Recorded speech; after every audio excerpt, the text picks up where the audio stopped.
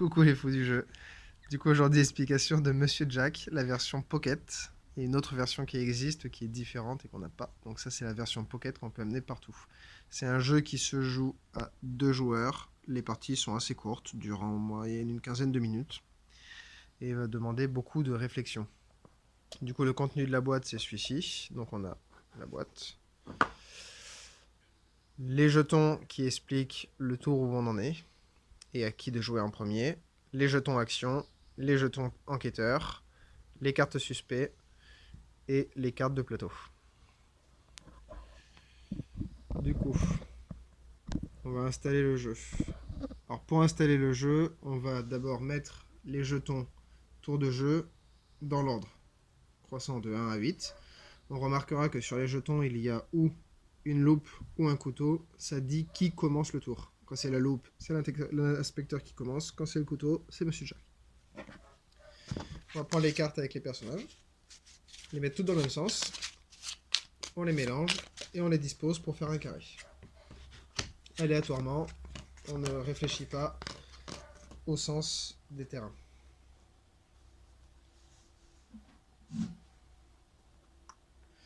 Là. Une fois qu'ils sont mis, on va venir prendre Holmes et le positionner en haut à gauche.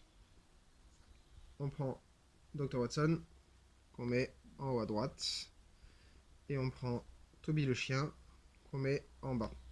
La règle pour le plateau, c'est on met n'importe qui n'importe où. La seule consigne, c'est au démarrage, il faut que les inspecteurs ne voient pas dans une rue. Donc là, il y a une barricade, ça cache, c'est bon. Ici, Holmes voit dans la rue parce que la rue est visible. Du coup, on prend la case et on la fait pivoter de sorte à ce qu'un mur apparaisse. Pareil pour Toby, il voit, donc ça ne marche pas. Hop, on retourne la case. Donc là, le plateau est installé. On a bien les 9 cases avec les personnages, les suspects visibles. Monsieur Jack sera un de ces personnages-là. Et les inspecteurs ne peuvent voir personne au démarrage. Ensuite, on va prendre les cartes suspects. Donc ce sont les mêmes personnages qu'il y a dans les rues. Qu'on va mélanger. Et on va en donner un à Monsieur Jack. Et il n'y a que lui qui connaît cette carte-là. Les autres sont cachés. Et au niveau de l'installation, la dernière chose à faire, ça va être de prendre les 4 jetons action. On les prend et hop, voilà. Et là, on a nos jetons qui sont pour cette partie ici. Donc on va avoir les 4 actions qui vont être les suivantes. Un tour de jeu, comment ça va se passer? Un tour de jeu, ça va se passer que quand l'ampoule, quand la loupe est sur le jeton, ce qu'on a dit, c'est que c'était l'enquêteur qui commence. L'enquêteur, c'est Watson, Holmes et Toby. Donc quand il commence, il va choisir 2 actions parmi les 4 visibles. Donc on va dire par exemple qu'il prend ces 2-là. Ça veut dire que Monsieur Jack, à son tour, aura ces 2 actions-là à jouer. Donc un tour de jeu, ça va être ça. Ça va être l'enquêteur qui va faire ces 2 actions, puis Monsieur Jack, ou, quand on commence par un couteau, Monsieur Jack qui fait ces 2 actions, puis l'enquêteur. Et on demandera si Monsieur Jack est visible. Qu'est-ce que ça veut dire visible? Ça veut dire que un détective, par exemple comme là, se retrouve sur une rue qu'il voit, et là il voit 3 personnages par exemple. Donc si Monsieur Jack est l'un de ces 3-là, alors on va retourner. Donc là si par exemple je demande est-ce que Monsieur Jack est visible, Monsieur Jack me dit oui, c'est soit lui, soit lui, soit lui que je recherche. Donc eux, je les retourne, en faisant attention de bien laisser la ruelle comme elle était. Tac, etc., etc. Tac, tac, et tac. Donc là, par exemple, pour un début de deuxième tour, il ne reste plus que 3 suspects. On va juste remettre en disposition initiale pour continuer l'explication.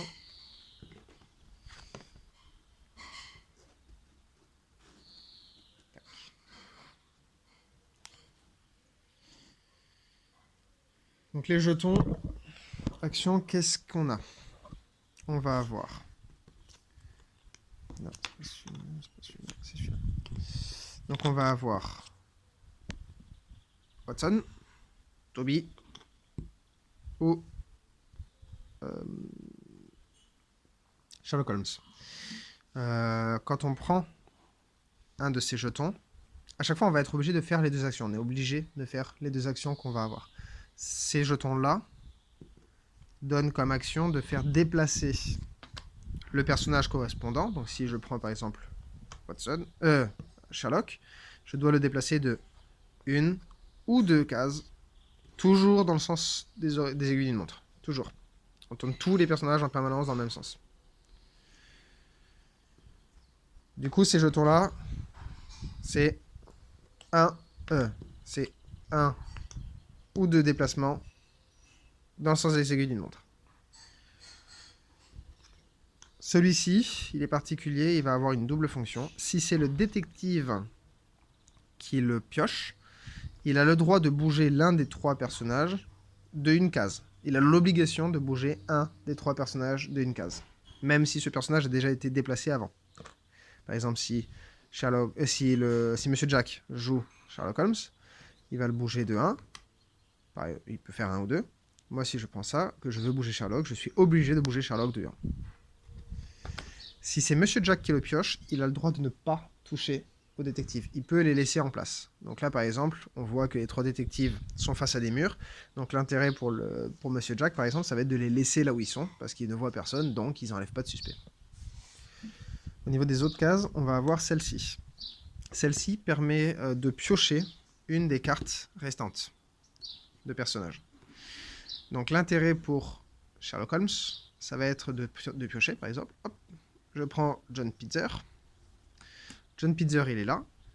Si la carte est encore ici, ça veut dire que c'est pas celle que Monsieur Jack a. Donc c'est pas Monsieur Jack. Du coup, j'ai le droit de le retourner. Je sais que c'est pas lui.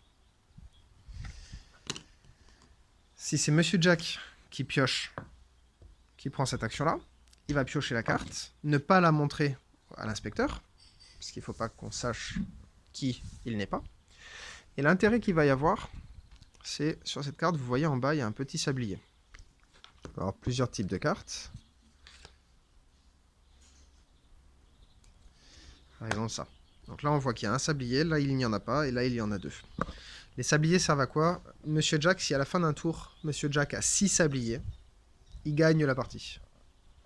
Donc l'objectif pour Holmes, c'est de finir, enfin pour les détectives, c'est de trouver qu'il n'y ait plus qu'un seul suspect et qu'il soit visible par un détective, peu importe lequel, à la fin d'un tour.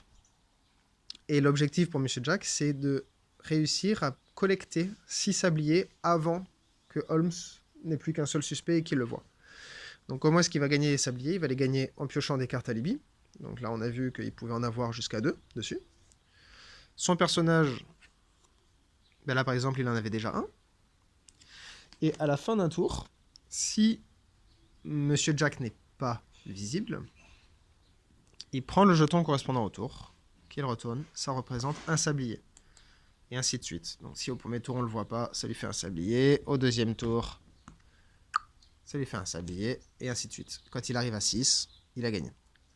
Sauf s'il se retrouve à 6 en même temps que le détective ne voit plus qu'une seule personne, auquel cas on commence une course, une course-poursuite. Pour continuer sur les actions, on va avoir ce jeton-là, qui est présent 2 fois. Ce jeton-là permet de retourner une carte, de la retourner dans tous les sens. Ça permet de pouvoir présenter des murs aux détectives. Donc là, si on est sur cette configuration-là, par exemple, sur ce tour-là, on sait que Toby va devoir se déplacer. Donc Toby peut se déplacer d'un ou deux. Donc, si le détective là, il va pouvoir faire 1 ou 2 déplacements, auquel cas il verrait par exemple toute la ligne. Donc Monsieur Jack, avant ça, peut se dire, bah tiens, moi je vais décaler cette case d'un quart de tour. Donc Toby était là. Et se dire, ben moi je vais déplacer, donc je vais prendre par exemple le quart de tour, enfin la carte qui permet de retourner, et Toby, qui me permettent de faire 1, 2, je retourne, et comme ça je sais que le chien ne verra pas de suspect à ce tour-ci. Donc ça me permet de me cacher. on n'a pas le droit de retourner une carte qui a déjà été retournée ce tour-ci. Donc là, par exemple, j'étais Monsieur Jack. J'ai déplacé Toby. Tac, tac. Donc j'ai déplacé Toby et j'ai retourné la case. Pour le détective, il reste 2 cartes. Retourner une carte, enfin tourner une carte et piocher une carte alibi.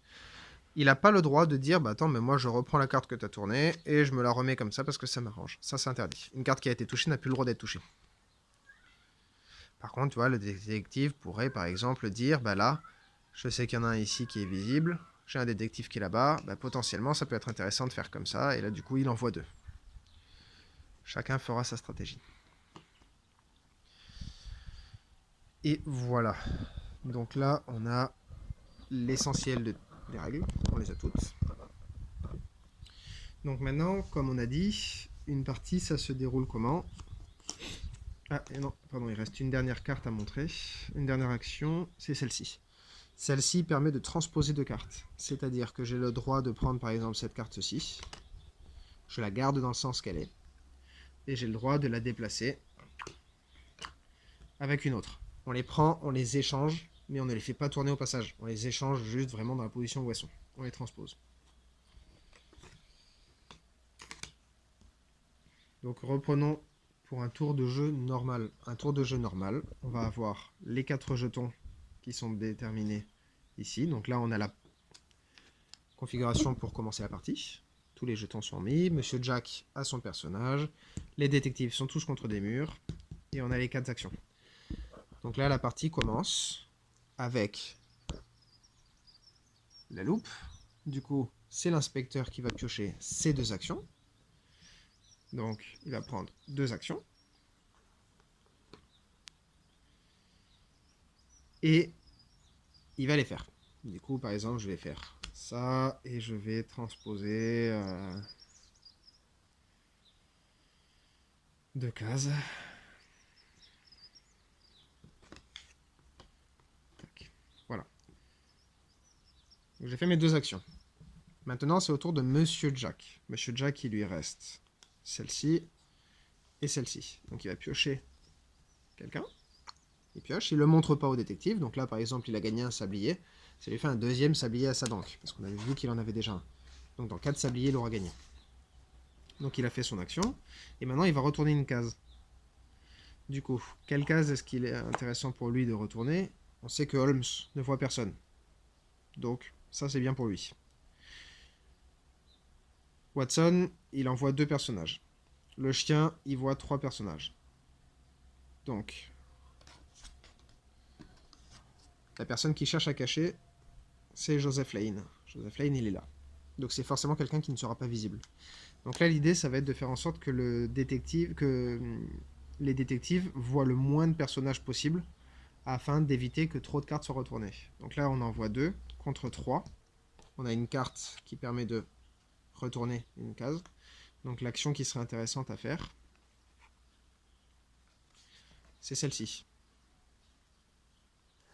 Pourquoi? Parce que le chien ne voit plus rien, Holmes ne voit plus rien, il n'y a que Watson qui voit 2 cases. Donc là, le tour est fini. Donc le détective demande, est-ce que Monsieur Jack est visible? Donc on rappelle, Monsieur Jack, c'est Joseph Lane. Joseph Lane, il est là. Il n'est en face d'aucun détective. Donc non, Monsieur Jack n'est pas visible. Les 2 personnages qui le sont ceux-là. Donc on les retourne en laissant les rues comme elles étaient. Tac. Et on donne le jeton sablier à Monsieur Jack, qui lui fait ses calculs, sait à où est-ce qu'il en est, et l'inspecteur ne sait pas combien de sabliers il a. Donc là, le tour est fini. Donc ce qu'on fait, c'est qu'on prend, donc on avait ces 4 actions. Donc on avait les 4 actions qui étaient celles qui ont été jouées, et on retourne simplement les jetons avant de commencer le 2e tour. Donc là, la plaque est mise en place pour commencer le 2e tour. Le 2e tour, c'est le couteau. Donc c'est Monsieur Jack qui commence. Donc Monsieur Jack va choisir ses 2 actions, les faire. Holmes prendra, enfin le détective prendra les 2 actions restantes, les fera et demandera à nouveau est-ce que Monsieur Jack est visible. Comme je l'ai dit tout à l'heure, pour le détective, pour gagner, il faut qu'il n'y ait plus qu'un seul suspect visible sur la table. Il ne faut qu'il n'y ait plus qu'un seul suspect qui soit sur la table et qu'il soit visible. C'est-à-dire, imaginons que tout ait été retourné. Tac.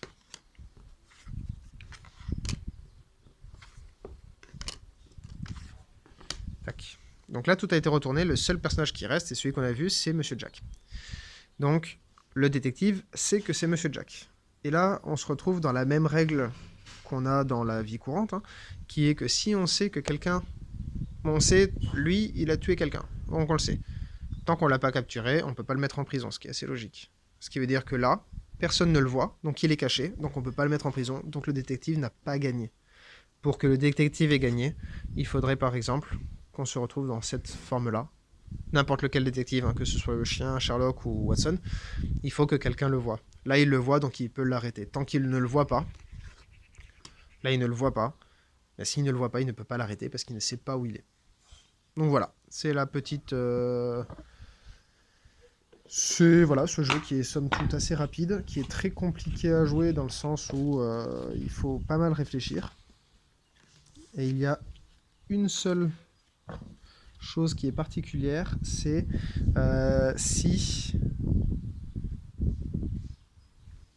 si on se retrouve avec au 8e tour, l'enquêteur gagne la partie.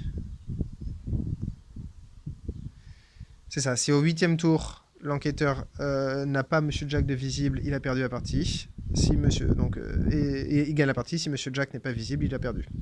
Donc c'est Monsieur Jack qui gagne. Si on a dit donc si ça se trouve avant la fin, eh bien, il faut faire la course poursuite en espérant que Monsieur Jack n'ait pas 6 sabliers, parce que si Monsieur Jack a 6 sabliers et qu'il n'est pas visible, Monsieur Jack gagne, l'enquêteur perd. Et si Monsieur Jack reste invisible jusqu'au 8e tour, il a gagné.